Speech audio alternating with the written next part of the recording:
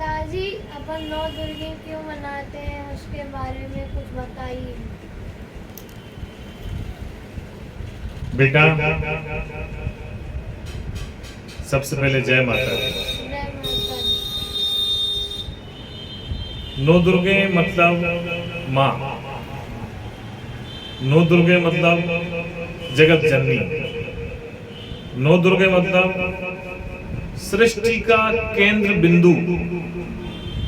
माँ मतलब सृष्टि का वो केंद्र बिंदु जहां से सृष्टि का विस्तार हुआ है। माँ एक ऐसा शब्द है जिस पर बताने के लिए कुछ नहीं है और बोलने के लिए पूरी जिंदगी कम है। माँ मतलब निर्माता, माँ मतलब जनक, माँ मतलब एक ऐसा बिंदु जहां पूरी सृष्टि समाहित है। हमने ब्रह्मा, विष्णु, महेश इन तीनों के बारे में खूब पढ़ा। एक सृष्टि का निर्माण करते हैं, एक सृष्टि को पालते हैं, एक विनाश करते हैं। हमने इन तीनों के बारे में खूब पढ़ा, खूब आगे बढ़े। विज्ञान भी इन तीनों के पास लगभग पहुंच गया है, इलेक्ट्रॉन, प्रोटॉन, न्यूट्रॉन के रूप में। जो ब्रह्मा जी का काम है, जो शंकर जी का काम है, जो विष्णु जी का काम है, उसको इलेक्ट्रॉन, न्यूट्रॉन, प्रोटॉन इनके रूप में हम लगभग इनके पास पहुंच गए हैं। अगर भगवान शंकर विनाश करते हैं, विष्णु पालन करते हैं, ब्रह्मा जी निर्माता हैं, तो इसी तरह विज्ञान इनके पास लगभग पहुंच चुका है। लेकिन जहां ये तीनों मिलते हैं वो है माँ। माँ से इन तीनों का निर्माण होता है। विज्ञान अभी इनसे अछूता है बेटा। 9 दुर्गे, 9 मतलब 9 महीने, वो समय जब बच्चा पैदा होता है उसके 9 महीने। सबसे बड़ा त्योहार अगर सनातन धर्म में, हिंदू धर्म में कोई है तो वह 9 दुर्गे। 9 माँ के 9 रूप हैं, वो 9 रूप 9 महीनों के प्रतीक हैं।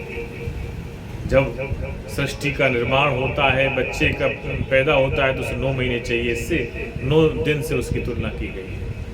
ब्रह्मा, विष्णु, महेश ये तीनों इस बिंदु में समाहित हैं। अगर ब्रह्मा जी इस सृष्टि का निर्माण करते हैं, विष्णु जी इस सृष्टि को पालते हैं, शंकर जी इस सृष्टि का विनाश करते हैं और माँ इन तीनों का निर्माण करती है।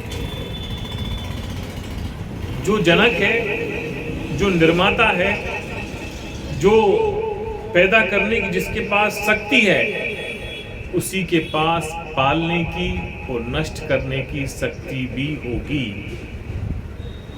एक शक्ति किसी के पास नहीं है। जो पैदा करता है वही पालता है और वही विनाश कर सकता है।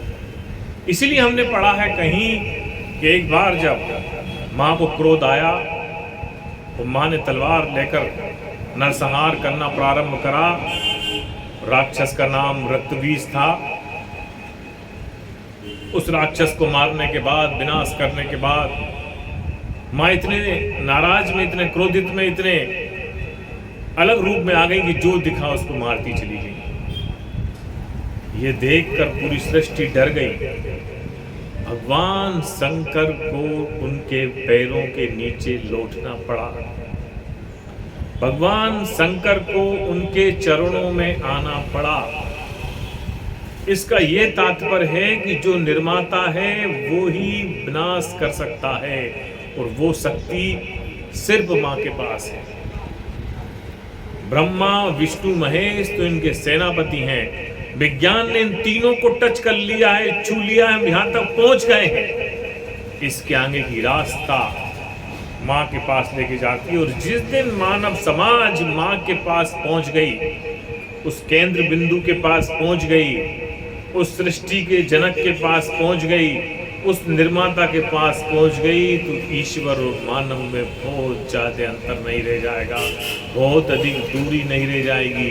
हम भी बता सकेंगे कि भविष्य में क्या होने वाला है, हम भी कल्पना कर सकेंगे कि क्या घटने वाला है, और हम ईश्वर के निकट पहुंच जाएंगे। विज्ञान इतनी तरक्की कर लेगा, इसका अंदाज़ा आज हम नहीं लगा सकते। ये माँ का रूप है, ये माँ का वर्णन है, ये माँ की ममता है, ये माँ का महत्व है। इससे ज़्यादा शायद मुझे नहीं पता। जय माता दी।